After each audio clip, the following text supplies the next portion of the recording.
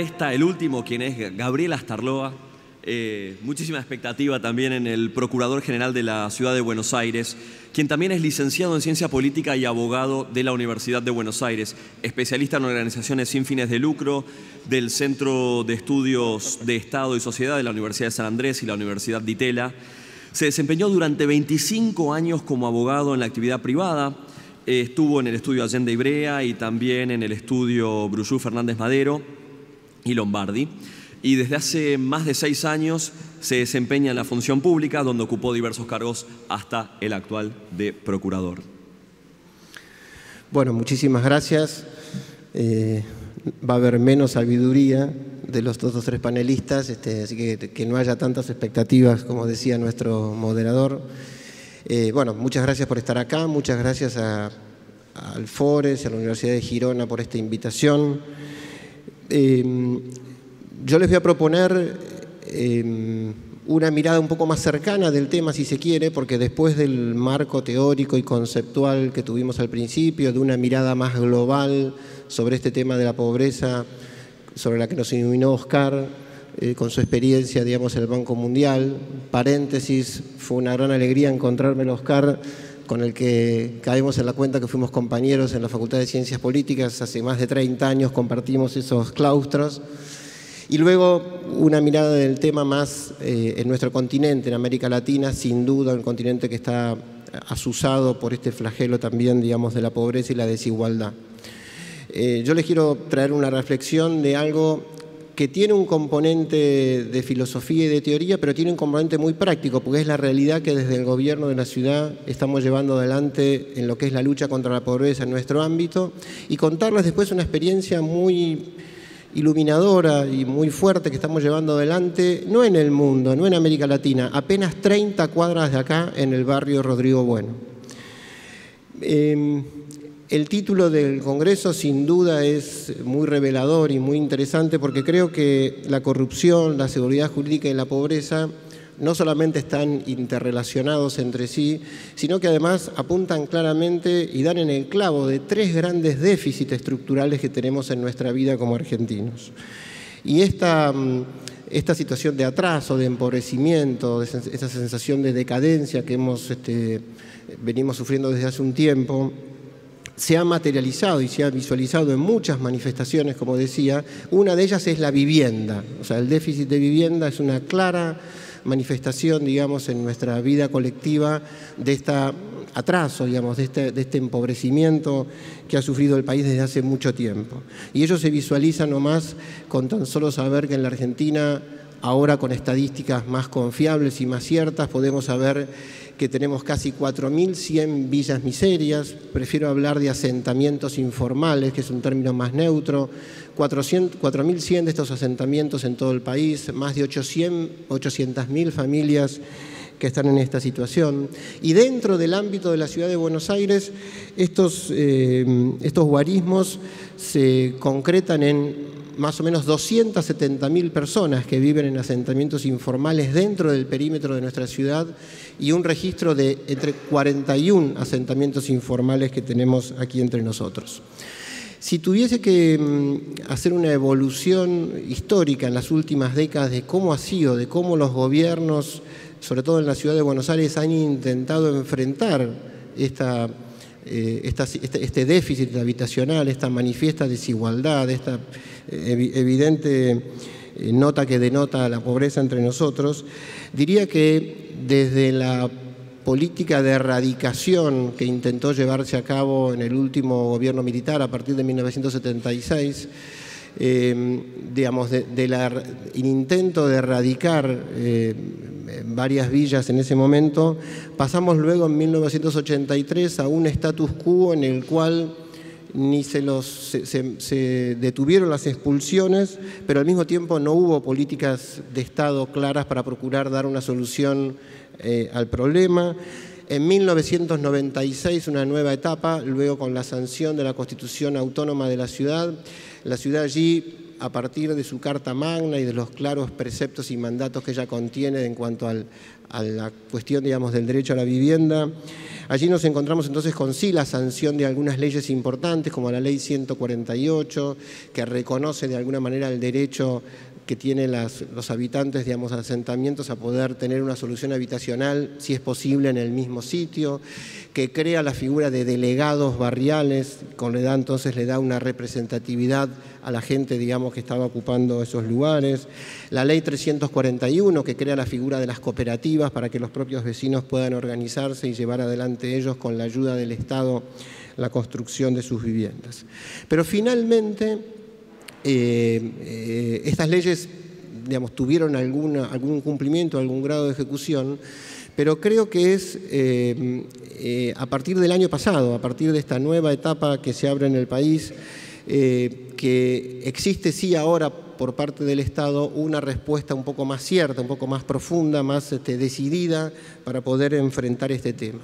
Y esto no lo digo simplemente por una cuestión de mérito del actual gobierno, porque ya en las anteriores gestiones en la ciudad hubo muy serios intentos y muy buenos intentos de procurar brindar soluciones habitacionales, de poder permitir a la gente en aquellos casos donde la urbanización era posible, tener un título de propiedad, y para que a partir de allí, digamos, cada uno de los vecinos pudiese, siendo dueño de su propiedad, tener los mismos derechos y obligaciones que en toda la ciudad. Solo a partir del año pasado, a través de un diálogo maduro entre el gobierno de la ciudad y el Estado Nacional, es posible acometer y es posible llevar adelante proyectos de esta envergadura. Tomen en cuenta que para poder para brindar una solución habitacionales en muchos de estos 40 asentamientos había disputa de tierras acerca de si la tierra donde estaba asentado era del Estado Nacional o era de la ciudad. Es necesario contar con líneas de crédito internacionales que les permitan a los gobiernos, al gobierno de la ciudad en este caso, poder llevar adelante varios de los proyectos que está impulsando.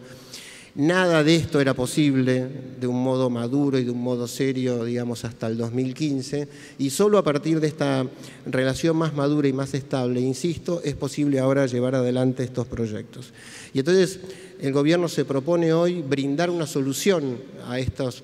situaciones de emergencia, que reitero, no son nuevas, sino que vienen desde hace mucho tiempo en nuestro país, a través de la urbanización y de la integración. El concepto de poder integrar esos barrios a la ciudad, el concepto de poder brindar soluciones habitacionales que implica, digamos, llevar ciudad a esos asentamientos y que esos asentamientos a su vez queden como integrados a la ciudad. Y esto desde una perspectiva en la cual no se trata solamente, mejor dicho, es atender una necesidad inmediata en el presente, pero al mismo tiempo una filosofía y un norte muy claro de garantizar la igualdad de oportunidades en adelante. Y por eso los proyectos que se llevan adelante no tienen que ver solamente con otorgar una vivienda y una solución en esa materia habitacional, sino también en la salud, en la educación, en la capacitación para el trabajo, en la sustentabilidad de los barrios. Esta política que hoy se lleva adelante, digamos, de integración y urbanización, que alcanza a muchos barrios, a muchos asentamientos en la actualidad, se está llevando a cabo hoy en la Villa 31, en el barrio Papa Francisco, en Fraga, en La Madrid, en la Villa 20, en Carrillo, en el Camino de Sirga, que está al costado, digamos, del Riachuelo. Esto obedece, yo diría, a una convicción política y a una filosofía política también que tiene que ver con la igualdad de oportunidades, con cuidar a los más débiles y a los más necesitados, en poder realmente tener una democracia cuyos derechos puedan ser gozados efectivamente y participados por todos. Pero tiene también un componente, más allá de esas convicciones muy fuertes, en constatar en la realidad, digamos, que no hay margen hoy para los desalojos compulsivos. Es imposible pensar en una política realista y prudente que pueda considerar que es factible y es posible hoy llevar adelante en asentamientos que están tan consolidados de tanto tiempo atrás y tan extendidos además en cantidad de gente que vive, en que por la fuerza y compulsivamente pueda haber una solución. También constatar el fuerte valor del arraigo, que significa que más allá de la situación de hecho de que fueron ocupaciones, digamos, sin ningún título jurídico, obviamente, después de décadas son generaciones y generaciones de familias que han vivido en ese lugar, que han con su esfuerzo construido su propia vivienda, aunque muy precaria, aunque sin conexión, como decía, con servicios básicos esenciales que todos tenemos que tener. Pero así que el conjunto de estas convicciones políticas y además constataciones sociológicas y culturales nos llevan a esta convicción de la necesidad de llevar adelante esta política que no puede ser sino, como decía, la integración social y la urbanización. Todos estos proyectos que se están llevando a cabo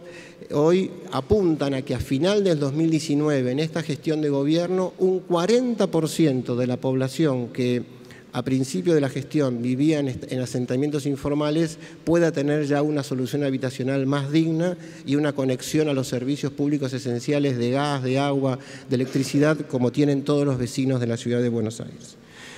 Pero yo les decía que quería contarles un caso particular dentro de todos estos barrios que mencioné, y acá les pido si me ayudan con la presentación allí en la mesa para compartir un pequeño PowerPoint que traje, que es el caso del barrio Rodrigo Bueno, que es un asentamiento, digamos, un barrio que queda aquí contiguo a la Reserva Ecológica, sobre la Costanera Sur, en una zona muy linda de Buenos Aires, apenas 30 cuadras de acá, como les decía.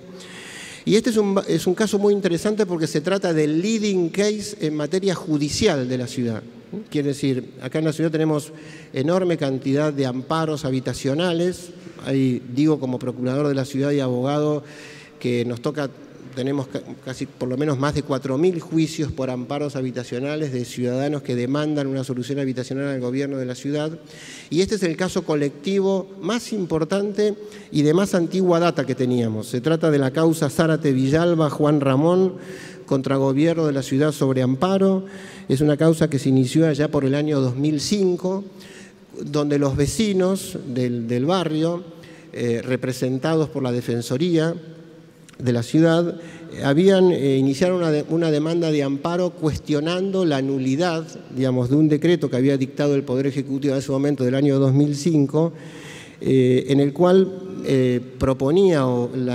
el otorgamiento de soluciones habitacionales, pero garantizando la desocupación del barrio, ¿no? O sea que la norma proponía, digamos, brindar esta solución, pero los vecinos tenían que salir del barrio. Contra esa norma, contra el dictado de esa norma, los vecinos reaccionan, plantean la nulidad,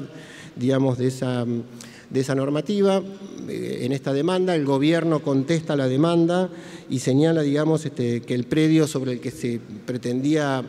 llevar adelante la urbanización formaba parte de la Reserva Ecológica y que por tanto entonces no podía, digamos, un juez ordenar digamos, la urbanización del barrio en ese momento, y el gobierno proponía el otorgamiento de un subsidio y en todo caso que los vecinos se organizasen en una cooperativa conforme al régimen de la ley 341 y la ciudad colaborase de esa manera. En el 2011 llega el fallo de primera instancia del juzgado número 4 que hace lugar al amparo y ordena al gobierno de la ciudad la urbanización, proveer al barrio de servicios públicos, otorgar soluciones habitacionales dentro del mismo barrio y llevar adelante, digamos, la integración. El gobierno apela a ese fallo de primera instancia y 3 años después la Sala Segunda de la Cámara revoca el fallo de primera instancia y señala entonces que efectivamente no puede ordenarse al gobierno llevar adelante esa tarea de edificación de soluciones habitacionales en el lugar y que previamente debía ser la legislatura la que zanjase la cuestión porque en esos terrenos funcionaba una reserva natural, la reserva ecológica. Se planteó obviamente el recurso de inconstitucionalidad y desde el año 2015, desde el 9 de junio del 2015, o sea, casi 10 años después de iniciado, el expediente se encontraba a resolución del Superior Tribunal de Justicia de la ciudad. Al mismo tiempo señalo que muchas organizaciones sociales como el CELS, como ASIG, como Techo, como un equipo de antropología del Instituto Guido Germani, se habían presentado como amigos del tribunal para propiciar y abogar en favor, digamos, de una solución habitacional en favor de los vecinos. Señalo que este caso además fue presentado en la Corte Interamericana de Justicia en Washington en una audiencia expositiva. Y el tema, como decía, se encontraba a resolución del tribunal cuando al momento de ocuparme, de tomarme la responsabilidad de estar en la Procuración y sabiendo la política de integración y urbanización que el gobierno planeaba llevar a cabo en muchos sitios de la ciudad, nos pareció prudente y adecuado entonces no esperar al dictado de una sentencia, donde obviamente el resultado, el precedente de la Cámara era bueno, pero al mismo tiempo las políticas que el gobierno impulsaba podían tener también un significado importante en la disolución de la causa. En cualquier caso, nos parece, como creemos, que no es siempre la obligación del abogado del Estado llevar todos los juicios hasta el final. Nos pareció que aquí resultaba prudente, tomando en cuenta la política que el gobierno llevaba, pedir una audiencia en el Superior Tribunal y hacer conocer los planes que el gobierno de la ciudad podía tener o podía presentar en la materia con los vecinos, a los vecinos. Así que allí esta audiencia efectivamente tuvo lugar y a partir, digamos, de esa audiencia y de audiencias sucesivas llegamos a un acuerdo con los vecinos a través de una mesa participativa de diálogo en la cual la ciudad presentó un proyecto para la reurbanización, para la integración social del barrio, digamos, en el mismo sitio, y esto fue acordado, digamos, con los vecinos en el marco, digamos, de la causa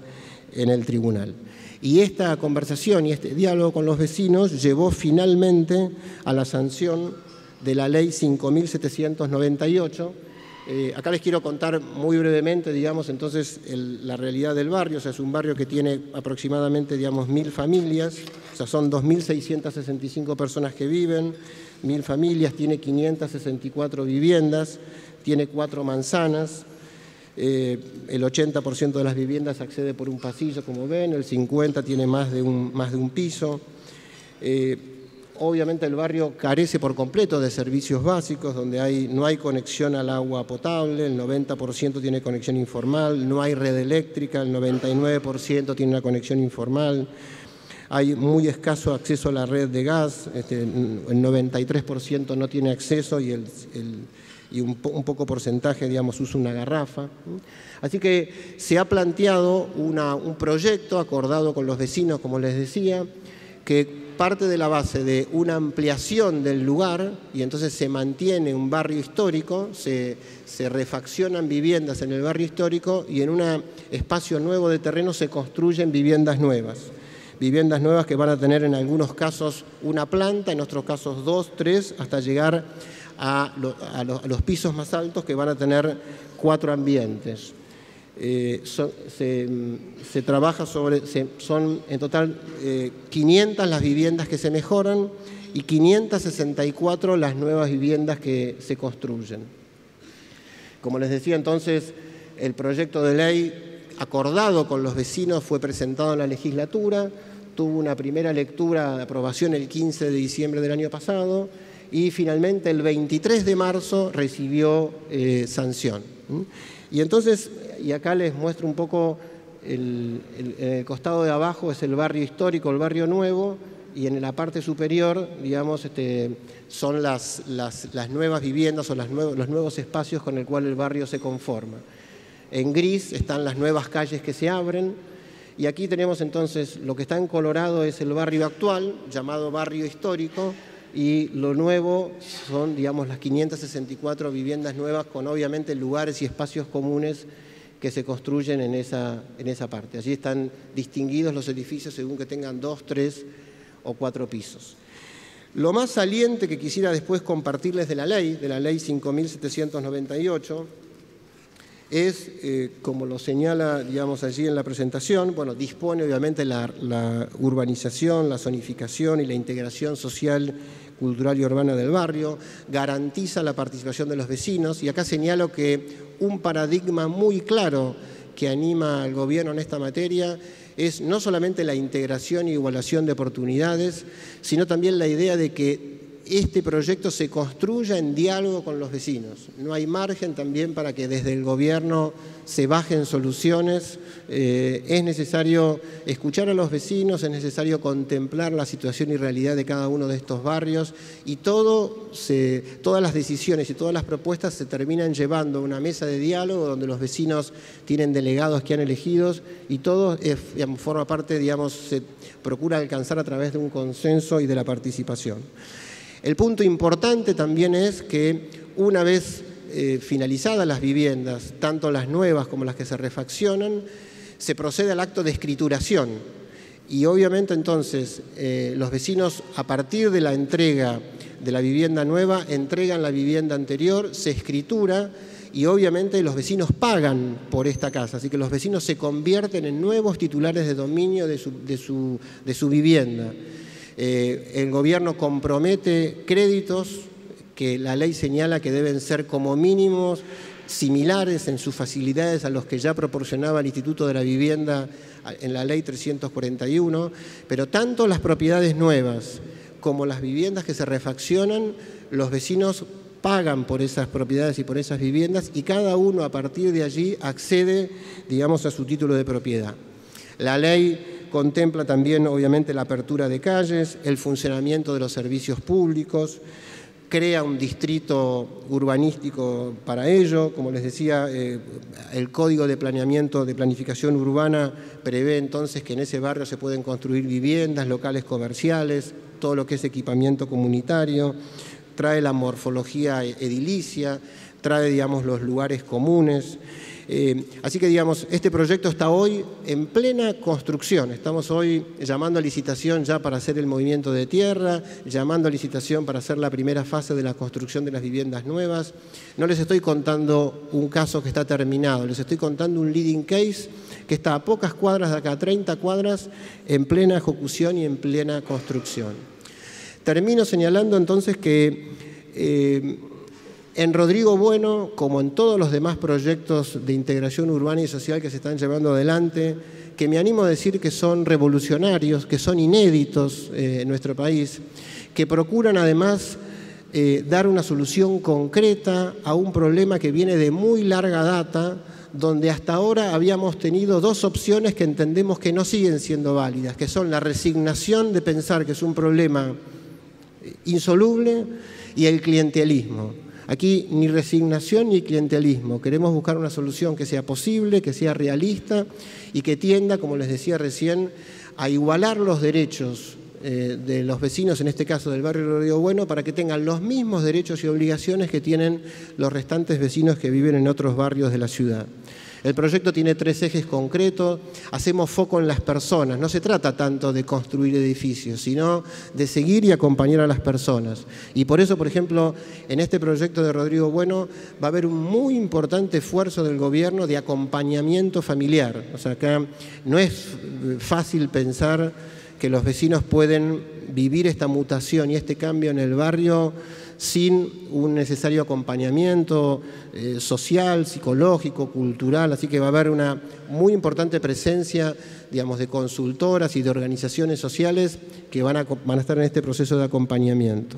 Lo hacemos, como decía, en un clima de diálogo, digamos, donde los vecinos son consultados. Pongo el ejemplo, en los edificios nuevos que van a tener 3 o 4 pisos, se van a organizar en manera de consorcios.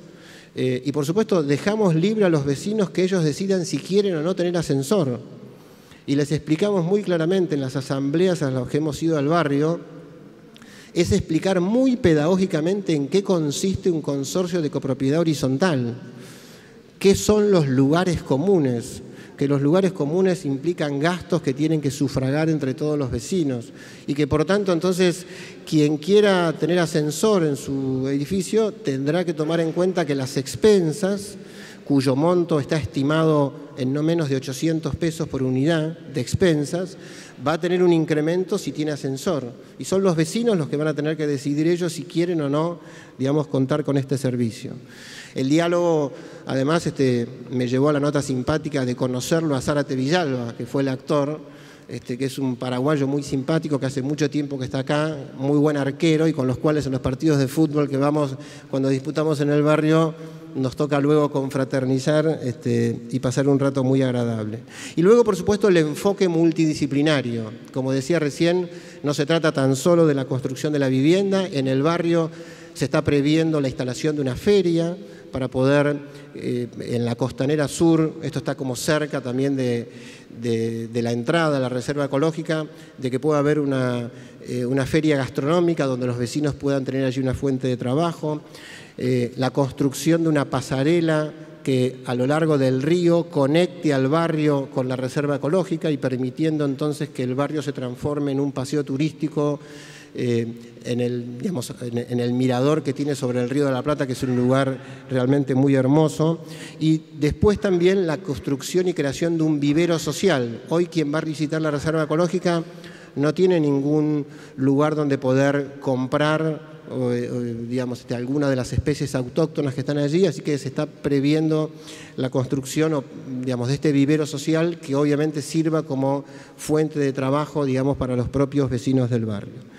Queremos en última instancia y para terminar que Rodrigo Bueno sea un nuevo barrio más en la ciudad, que sus vecinos tengan los mismos derechos y obligaciones que tienen todos. Queremos atender esta necesidad presente que existe, pero al mismo tiempo garantizando y teniendo en mira este concepto de igualdad de oportunidades. Nos mueve en última instancia aquella feliz y tan clara imagen que está en el magisterio social de la Iglesia incorporada a nuestras vidas, que entendemos que no se trata, de regalar o de dar un plato de comida o un pescado a la mesa todos los días, sino de ayudar a la gente a darle una caña y que sepa también pescar. Muchas gracias.